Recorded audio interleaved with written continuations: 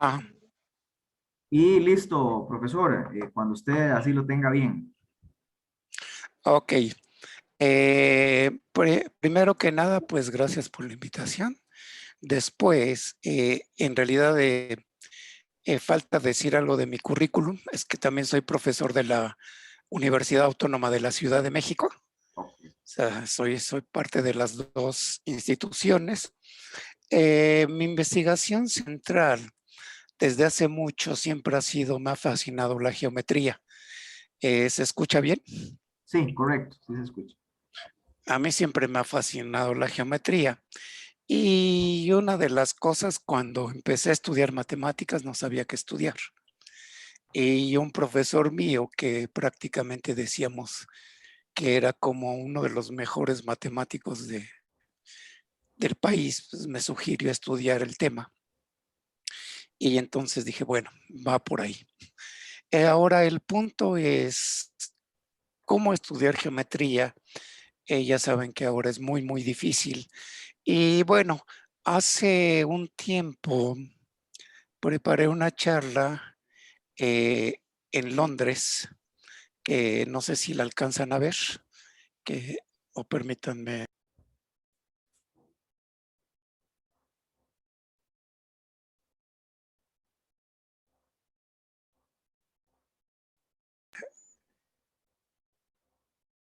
¿puedo compartir pantalla?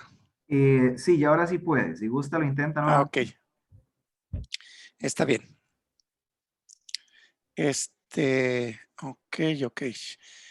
Ven la pantalla. Este es como el primer trabajo que hice después de mi doctorado. El otro es este trabajo, que es, prácticamente está publicado por el Proceedings de la American Mathematical Society.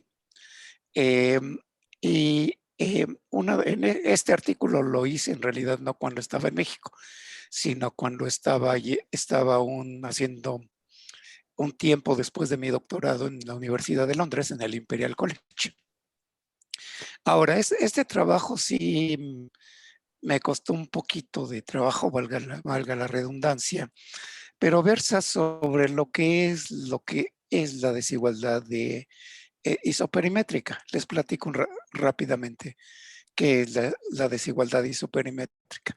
La desigualdad isoperimétrica, en realidad, si ustedes piensan en el área del círculo y la longitud de la circunferencia, si elevo al cuadrado la longitud de la circunferencia, me queda 4pi r cuadrada, o lo que es lo mismo, 4pi por el área del círculo. No sé si me estoy adentrando muy rápido, pero entonces esa es la desigualdad isoperimétrica. ¿Qué es la desigualdad isoperimétrica?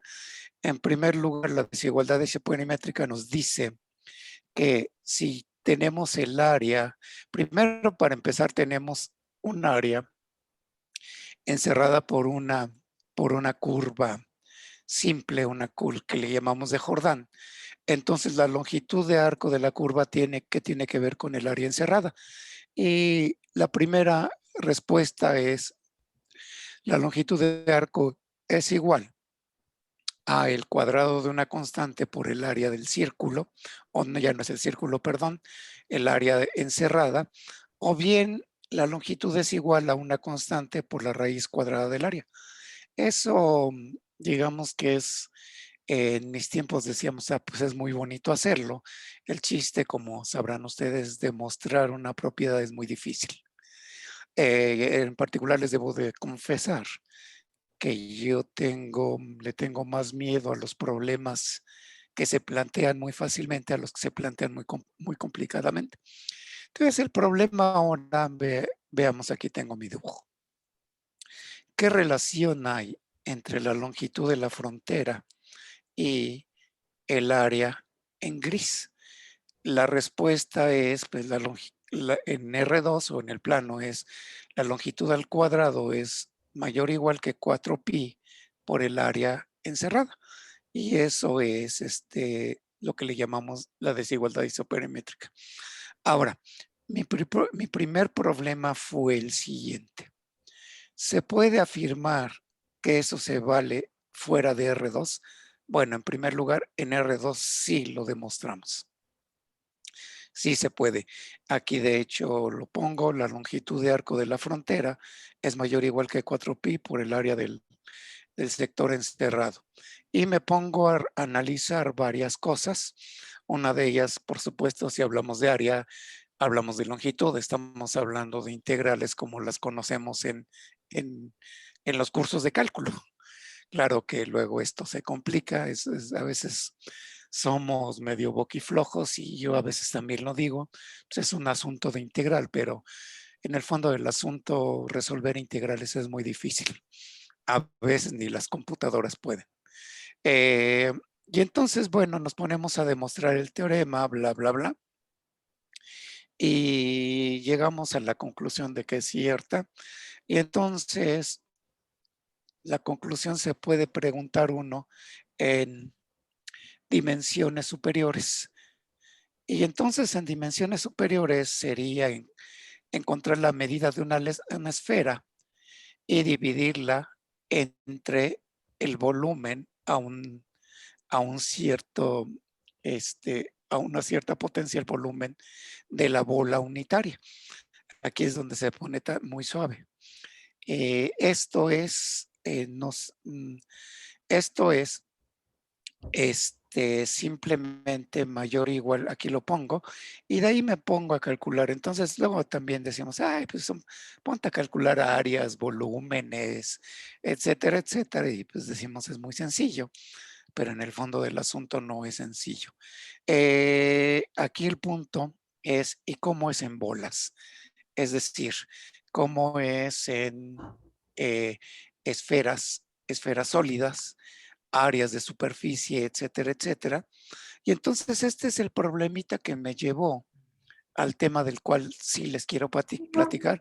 Este problemita es un problemita geométrico muy bonito, muy simple, pero se puede ver que en efecto se puede medir de muchas maneras y prácticamente aquí lo calculo para dimensión 10. Falta calcularlo de 10 en adelante. Para dimensión 1 empezamos a calcular la constante esta C de la que hablo. Noten que para dimensiones 2 es 2pi, para 3 4pi, 4pi, la constante por la cual les hablé de las bolas empieza a crecer, pero después aquí empieza a aparecer un fenómeno curioso. Empieza a descender el volumen. Ustedes se preguntarán, ¿eso qué significa? Primero, si aumentamos el volumen, no, perdón, si aumentamos la dimensión y calculamos volumen, si se dan cuenta, esta sucesión que tengo de mano a mano derecha cada vez se hace pequeña. Peor tantito, mi sospecha es de que se va a cero. Entonces es muy curioso porque si tomamos el volumen de la esfera unitaria o de la bola unitaria y aumentamos dimensión, ese volumen tiende a cero. Entonces, es un cuestionamiento muy común que he encontrado entre los físicos, me están diciendo, ¿y eso qué significa? Significa que la materia tiende a desaparecer conforme aumenta la dimensión. Entonces eso ya es un problema medio canijo. Siempre digo, cuando hablo de estas cosas, prefiero decir no sé. Y sí, no sé. Aunque me he encontrado trabajos en donde dice es que la densidad de la materia se empieza a juntar exactamente en la frontera del cuerpo. Es decir, conforme aumentamos dimensiones, la materia cada vez se va agrupando más en torno a la frontera. Por eso el volumen empieza a decaer. Entonces, bueno, ya son otras cosas que son mayores para mí. Y digo, no, hombre, prefiero dejarlas. Este trabajo lo presenté en el 2017 en un seminario en Londres y tampoco hasta ahorita tampoco hubo respuesta. Un colega francés y un colega japonés me dijeron que iban a trabajar sobre él, se fueron, me enteré que estaban trabajando sobre él, pero hasta ahorita no he sabido nada de si tienen respuesta o no. Yo ahí lo dejo y por eso siempre cuando doy pláticas digo, vengo a hablarles de lo que no sé, no de lo que sé. Si viniera a hablarles de lo que sé, pues para mí sería muy aburrido y prefiero que hablarles de lo que no sé, porque ya sé que ustedes tampoco saben, pero ustedes son mucho más jóvenes y puedo aprender de ustedes con sus preguntas. Entonces, continúo. Este es el problema que de ahí me llevó a estudiar lo que estoy estudiando. Bueno, lo de abajo son los cálculos. Lo que quiero resaltar aquí es que lo que hace que el volumen vaya descendiendo es que es eh, el volumen eh, en dimensión n es 1 entre la función gamma evaluado en n por la integral que nos mide el volumen en dimensión anterior. Eso es lo que nos permite decir que se va borrando. Y entonces, bueno, dice uno, ok, necesitamos estudiar la función gamma. Y la función gamma tiene su chiste. Aquí también son puros cálculos de la función gamma que presenté. Esto ya no se les hacía tan interesante porque era como más que nada un problema de carácter técnico y me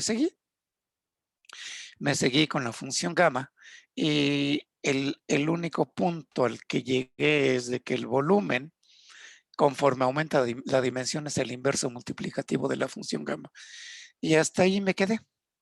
Ahí me quedé, la función gamma se puede calcular eh, en términos de un límite de una integral y esta es como la fórmula que estoy poniendo aquí, es las fórmulas que estamos usando para calcular el volumen de la esfera en la dimensión generalizada.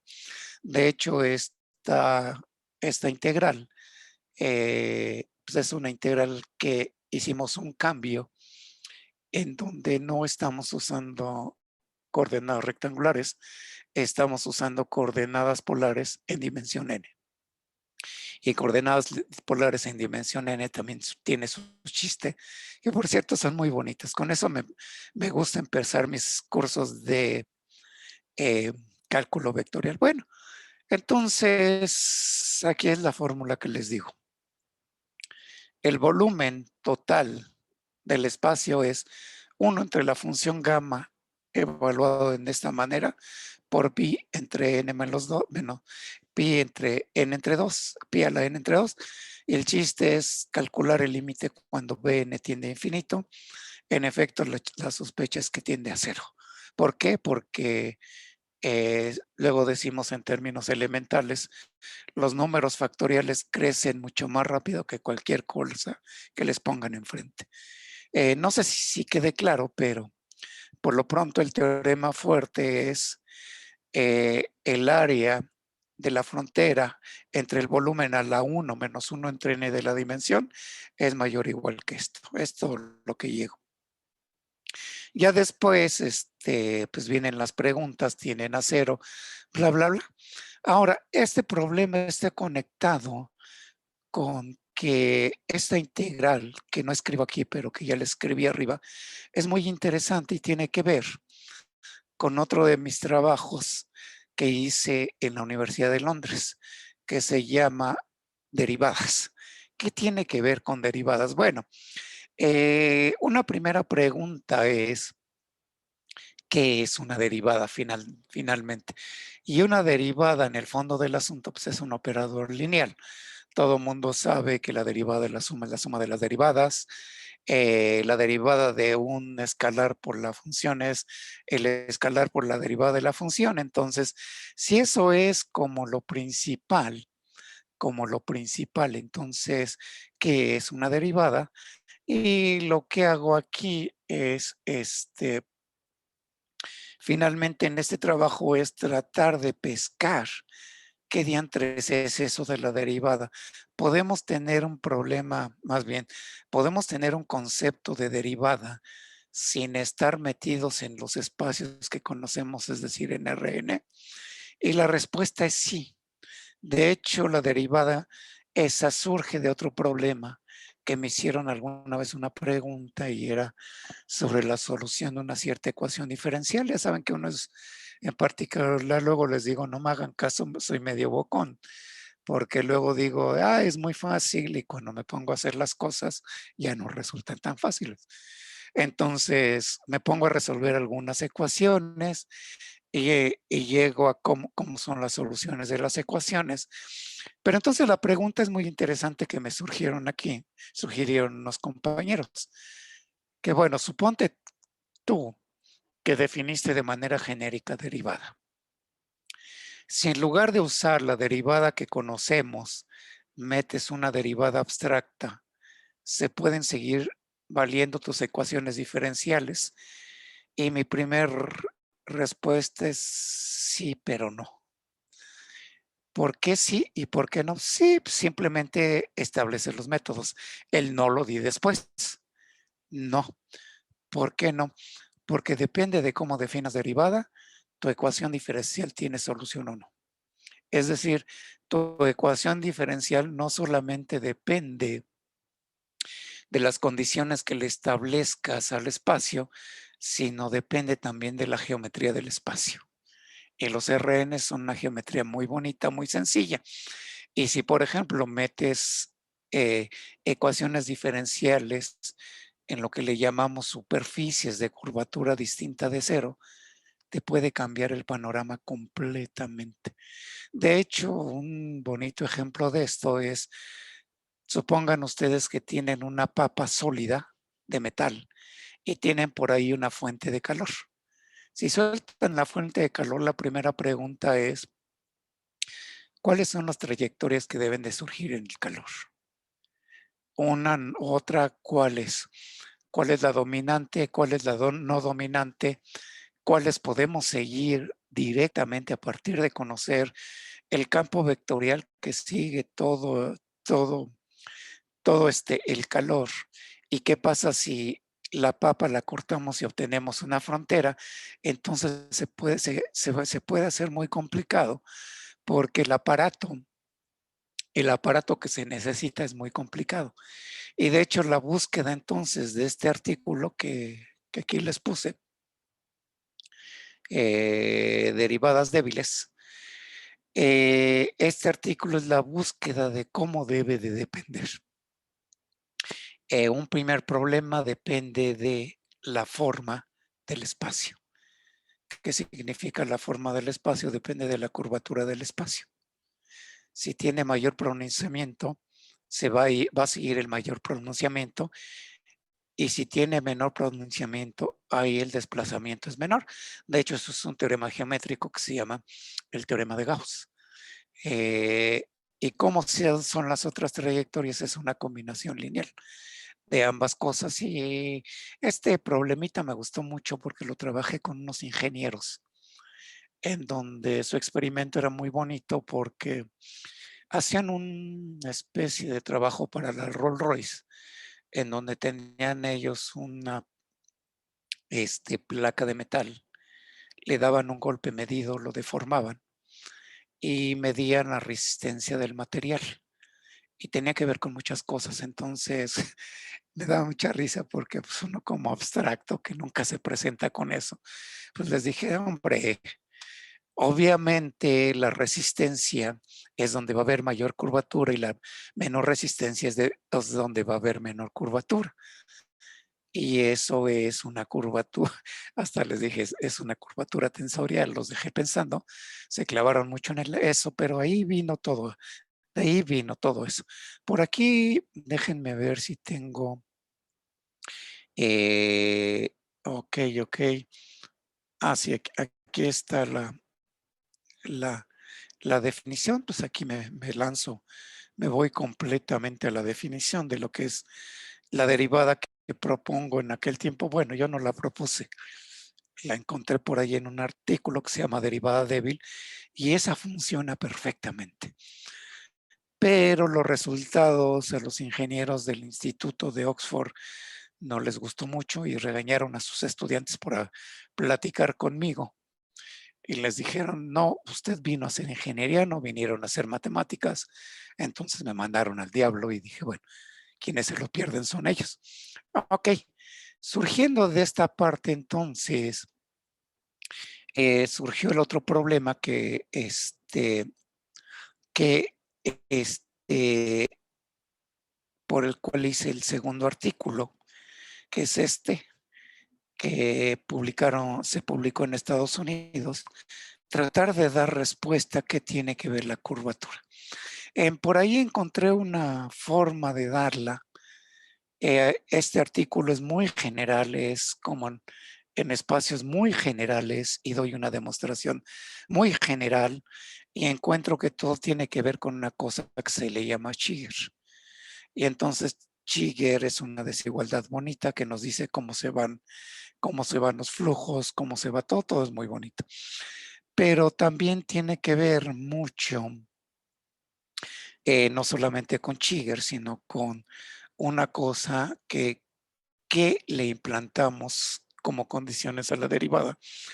Y llegamos a la conclusión, ya ahí no es un trabajo mío, es un trabajo de mi jefe de aquel tiempo, Sasha Grigorian, que él demostró que, y de ahí viene todo, que la ecuación de calor tiene solución vía kernel de calor, sí, solo sí, la variedad satisface la desigualdad isoperimétrica, la que yo demostré en el artículo anterior.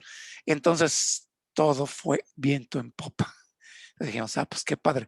Pero entonces la siguiente pregunta fue la que ya me sacó completamente del tema y me trajo a la derivada débil, que a la derivada fraccionaria, que que, ay, permítanme, creo que perdí. Sí. Perdí, ay, permítanme, es que perdí el archivo, el archivo, el archivo donde, no, ujule, voy a tener que rehacerlo. Perdí el archivo de donde está lo de la derivada fraccionaria, pero no se preocupen, ahorita lo encuentro, que es exactamente el punto por el cual estamos aquí. Eh, esto no es, eh, debe de ser en pláticas. Sí, perdón, pero pensé que ya lo tenía por aquí. Aquí está. Aquí está. Eh, ¿Será este?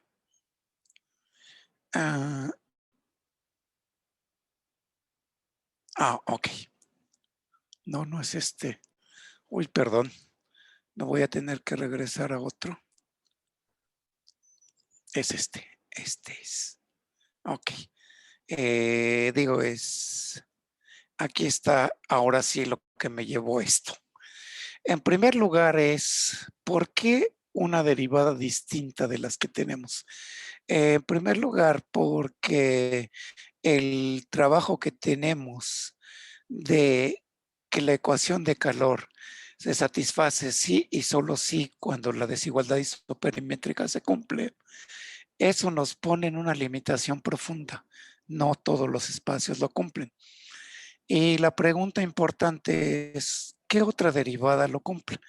Y entonces llegamos a la conclusión. Ajá, la derivada que lo cumple es precisamente la derivada fraccionaria. Y entonces, de ahí viene entonces el estudio de la derivada fraccionaria. Déjenme ver cómo es que funciona la derivada fraccionaria. Primero, la definición formal es que es lineal.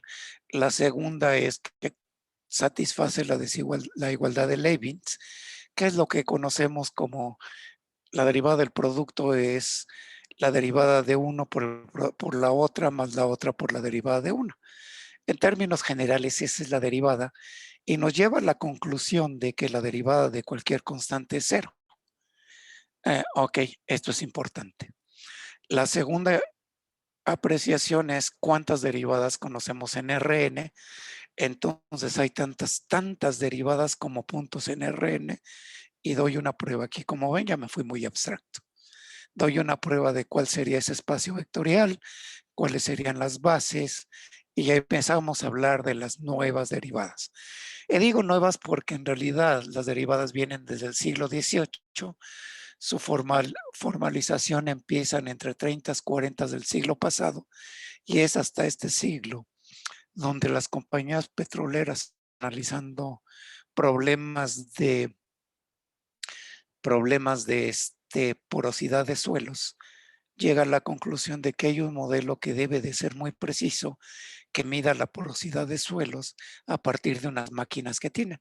Y en efecto, lo que mide mejor la porosidad de suelos es una ecuación diferencial de orden un medio, que ya suena, supongo que le suena difícil, pero sí.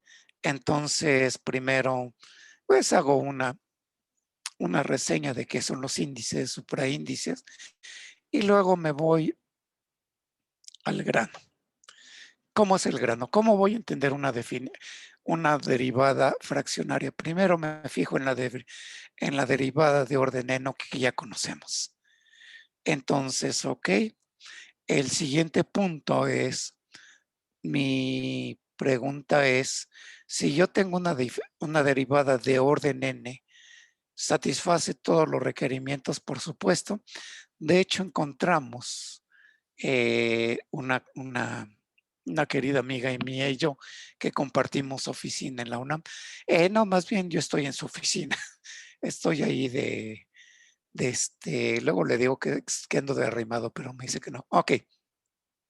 El caso está en que nos pusimos a hacer primero derivadas de orden 2 sin recurrir a las famosas fórmulas, sino sacarlas directas como límites.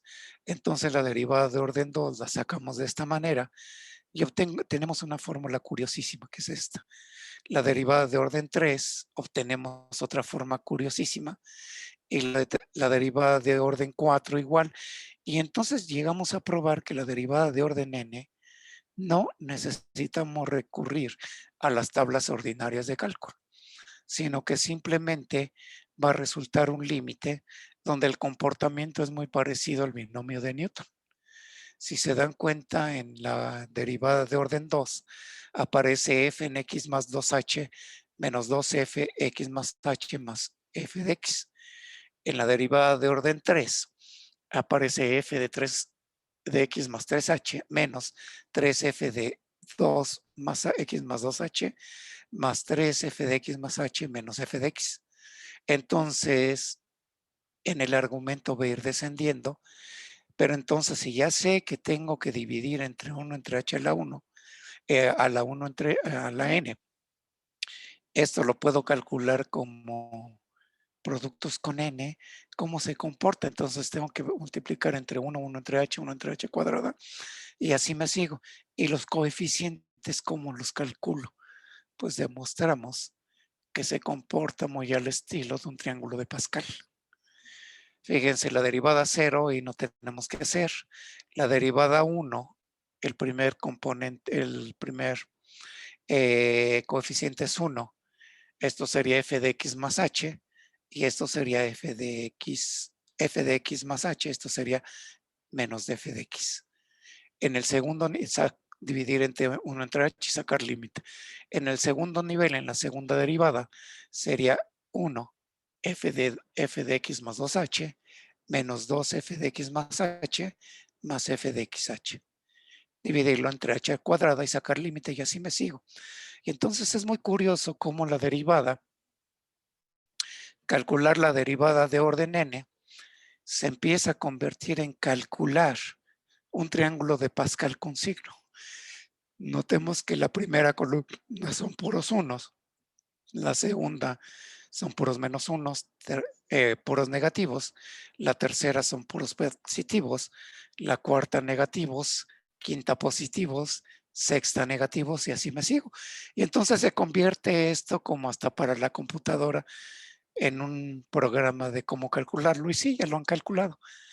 Entonces aquí hago un recuento de cómo se comportaría y sacamos una definición yéndonos directamente al límite. La definición de derivada de orden n es este límite.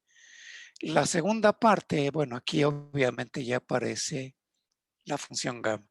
La segunda parte, bueno, es, y para las derivadas de orden negativo, pues ya sabemos por el teorema fundamental del cálculo que una derivada de orden negativo no es una derivada, es una integral, como operadores. ¿Qué nos dice el teorema del fundamental del cálculo? Derive y luego integre y obtiene la función.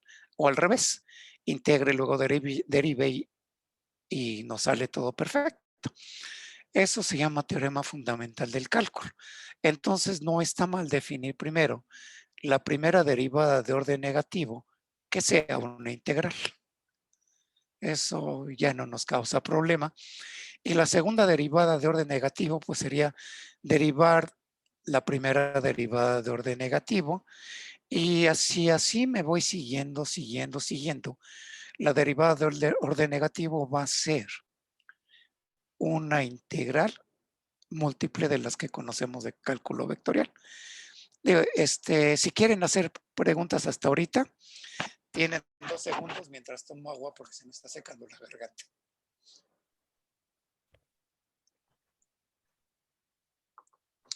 Bueno, continuamos entonces. La derivada de orden negativo es una integral múltiple. Segundo, después encontramos que la integral múltiple no es otra cosa que 1 entre la susodicha función gamma y una integral de este estilo. Entonces, cuando llegamos a esta conclusión, nos pusimos a buscar en la historia dónde está esto. Y en la historia esto se llama integral de Daniel o de Daniel. Y el primero que lo usó fue Richard Curran para índice un medio. Es decir, es el siguiente programa, el siguiente tratado. La derivada de un medio, Curran lo usa, esto es como por los 40, lo utiliza ya, pero en lugar de tomar un medio, toma alfa y la generaliza. Es 1 entre gamma alfa por esta integral de Daniel y se acabó. Y entonces resuelve un problema que tenía él. Este problema viene en el problema de ecuaciones diferenciales volumen 1 de Richard Curran. Y resulta que es muy interesante porque es como, según nosotros, tal vez haya un antes, no sabemos, en la historia es la primera ecuación diferencial de orden fraccionario que se resuelve. Claro que Curran nunca dijo eso, sino que simplemente lo resolvió y ahí se quedó. Y entonces, pues, de ahí viene la explotación en los 70s. Primera explotación, bueno, definimos así la derivada fraccionaria y entonces vienen varios intentos. El primer problema es si definimos definimos así la derivada de un medio, tenemos un problema. Porque la derivada a un medio es 1 entre raíz cuadrada de pi por la integral esta de f de x entre raíz cuadrada de x menos xi, que dependiendo de xi. Y xi es una integral de Abel. Primer problema, cuando f es igual a 1, la integral no es 0. Es decir, la derivada a la orden un medio de una constante no es 0. Y ya nos contradijo. Ya nos dio el primer cachetadón. Madre mía, y que no debería de extrañarnos en el fondo, porque la integral de una constante no es 0. Pero sí, pues si le llamamos derivadas, pues vamos a decirle, ok, eso es una derivada. Y en el fondo del asunto, algunos colegas dicen, es que eso no es una derivada. Sí, no es una derivada, pero con el tiempo se le ha llamado derivada integral o diff integration, es como se le ha llamado, pero es como un concepto en el cual ya nos está finalmente entrelazando la integral y la derivada como un solo operador. Es decir, la derivada es operador para n entero, para n natural, y es otro operador cuando es fraccionario y el otro operador es integral. Entonces es muy interesante todo eso porque sin utilizar el teorema fundamental del cálculo ya tengo un concepto que me integra en uno solo, concepto de derivada, pero tiene el problema que no es derivada.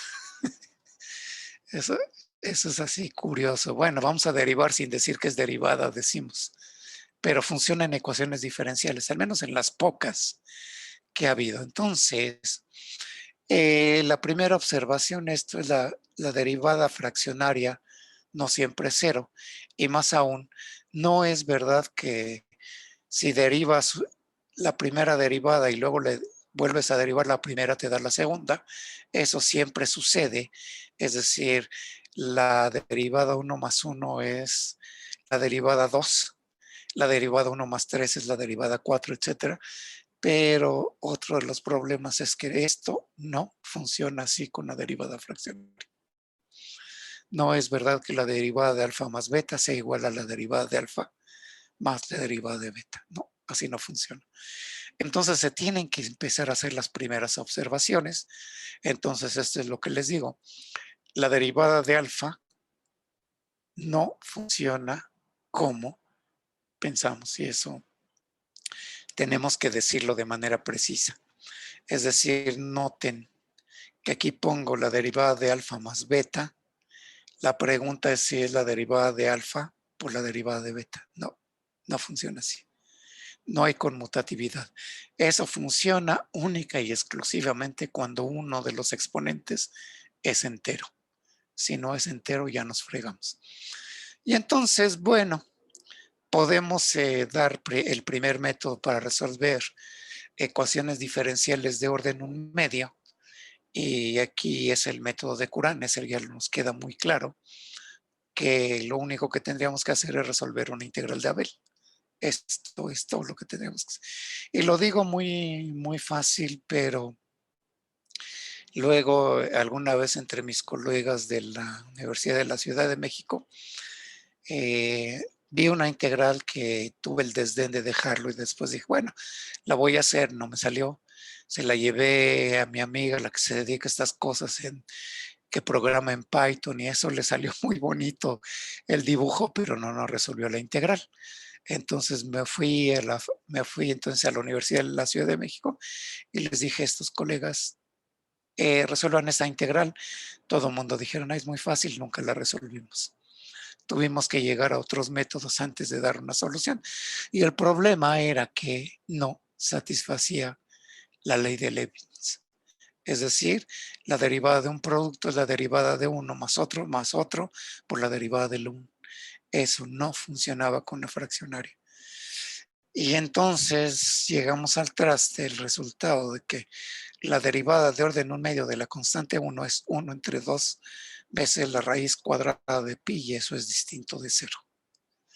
Híjole. Y entonces, basado en eso, hubo varias definiciones. La primera definición muy complicada debido a Cronval. La otra definición de Riemann-Liouville también muy complicada, pero estas dos integrales seguían sin resolver el problema. No lo resolvieron. Entonces vino Caputo, dio otra definición y esa definición sí aniquilaba las constantes. Tenía otros problemas. Todavía no resuelve el problema de la conmutatividad. Si no resuelve el problema de la conmutatividad, ¿cómo entonces podemos ufanarnos que es derivada si en el fondo del asunto ninguna de esa definición resuelve el problema de que la derivada de una constante cero, que es fundamental para las ecuaciones diferenciales ordinarias?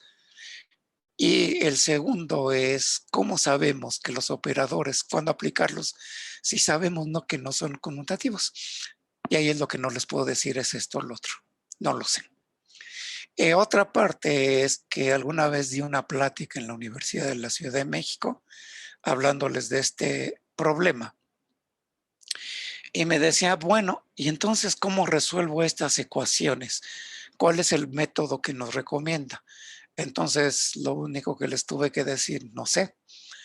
Lo único que les recomiendo es que busquen su propio método, encuentren su propio método y si lo encuentren, pues sería fabuloso. No se ve tan simple y en general pues había muchos problemas. De hecho, hasta les decía, sí es valioso que estudien ecuaciones diferenciales ordinarias en primera instancia, pero para entrar a este punto, al parecer, quién sabe, yo no lo tengo claro, que no resulta tan obvio que necesiten diferenciales ordinarias para resolver estos problemas. Quizá no. Y entonces, perdón, nos quedamos en nuestros primeros problemas. Caputo resuelve el problema de aniquilador, es decir, aniquila todas las ecuaciones constantes, pero no aniquila lo que quisiéramos que aniquilara todo. Noten que aquí estoy diciendo que si tengo una ecuación diferencial igual a cero, ya sea con la de Liouville o con la de Gumbach, simplemente no puedo decir constante. Ya se fregó, que eso es base de las ecuaciones diferenciales ordinarias. Y entonces me puedo plantear, bueno, ok, puedo plantearme ahora una ecuación diferencial fraccionaria. ¿Qué es esto? ¿Tiene solución de esta manera tan simple? Ya parece que no es tan sencillo que tenga solución. Los problemas más sencillos como los problemas de Malthus o los problemas de decaimiento radioactivo ya no van a ser tan sencillos resolviéndolo con simplemente exponente fraccionario. Ya no es. Después, se supone que ya hay un problema que cómo podemos garantizar que esa ecuación diferencial sí tiene solución. No lo sé, pero el teorema de existencia de solución para las ordinarias es el teorema de la función implícita. Necesitaríamos hacer un teorema de la función implícita para cálculo en variedades. ¿Qué estoy diciendo? Agarrarnos, no sé si conozcan el librito de cálculo en variedades de Spivak. Él nos habla de todo esto. Bueno, conclusiones finales. Nos hace falta estudiar esto, primera condición. Segunda condición, se le han encontrado muchas aplicaciones. Tercera, ¿por qué no? ¿Por qué no? Nos habla de las aplicaciones. ¿Por qué no hemos avanzado en las aplicaciones?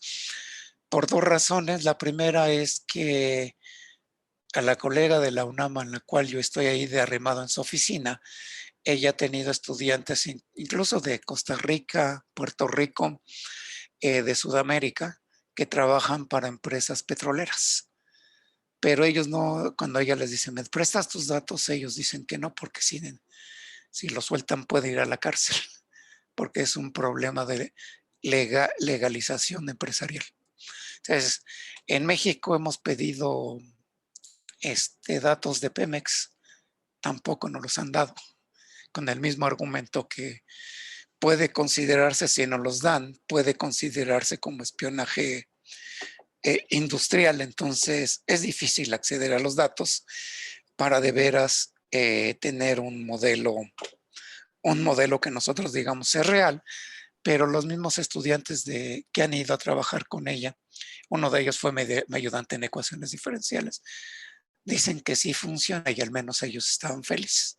Bueno, lo demás no sabemos qué hacer con ello. Entonces no les puedo hablar de cómo es que se aplica, simplemente porque pues, hay una disparidad, no tengo datos, pero el modelo se funciona bien bonito.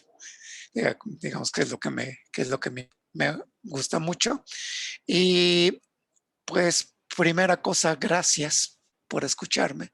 Sí me dio tiempo de exponer todo esto, aunque muy rápidamente, lo siento, pero no había de otra. Y la otra es que me faltó una postdata aquí. La postdata es que hace como unos 4 meses, 5 meses, un profesor mío que es asesor de presidencial fue y me preguntó, si ya tenía yo una derivada de orden compleja, y pues me fui para atrás. Le dije, como me llevo bien con él, le dije, ¿estás loco o qué te pasa? Y no, en el fondo del asunto tiene razón, yo ya lo sabía.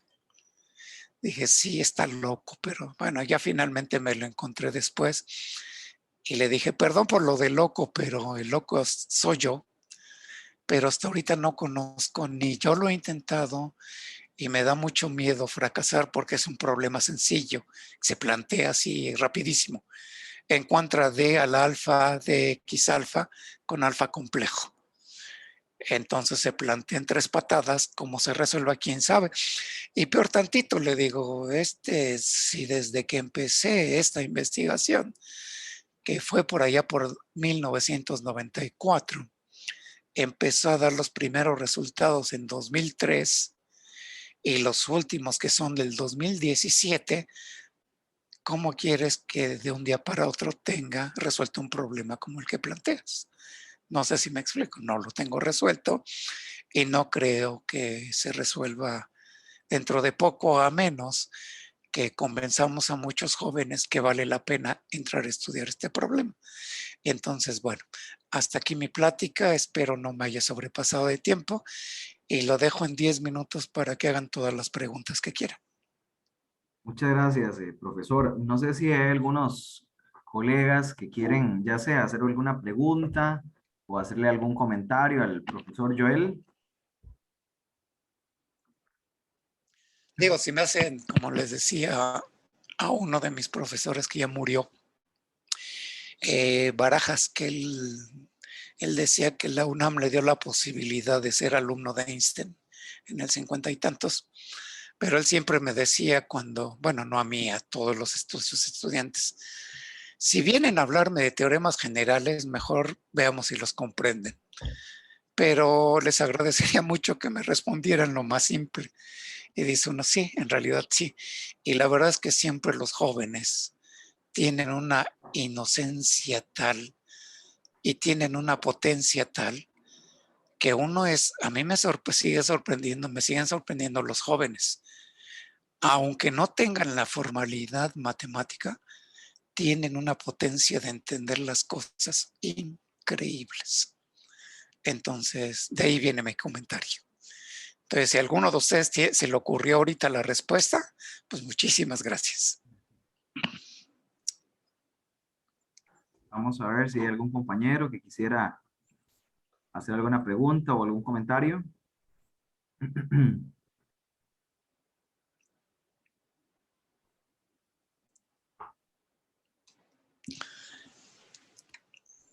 Bienvenidas las preguntas. A mí me encanta que me hagan preguntas.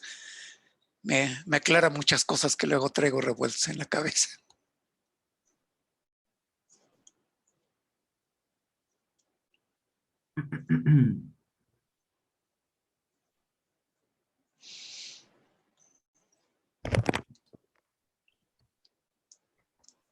De veras, como les digo a mis alumnos, son tan mal expositor que no genero preguntas. No, parece que de momento ahorita no hay una pregunta. Igual en todo caso, eh, yo cualquier cosa me podría estar contactando con usted. Sí, sí, de verdad agradecerle en nombre de la escuela, porque precisamente todos estos espacios son los que buscamos. La idea es conocer un poco el trabajo de algunos compañeros. Hemos tenido algún intercambio interesante con colegas de la UNAM y para nosotros promover todos estos espacios donde escuchemos todas estas vivencias que usted ha tenido en su recorrido académico, pues para nosotros es sumamente valioso, doctor. Así que pues sin más que agregar, no sé si algún compañero también quisiera decir algo, como les digo, ya sea de comentario, pues yo daría por finalizada la sesión, no sé si alguno quisiera comentar algo.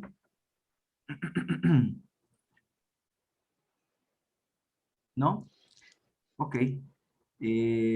Pues muy agradecido, profesor, muy amable y pronto yo le estaré enviando ahí pues un documento a nombre de la Escuela Matemática Tecnológico de Costa Rica. Muchas gracias.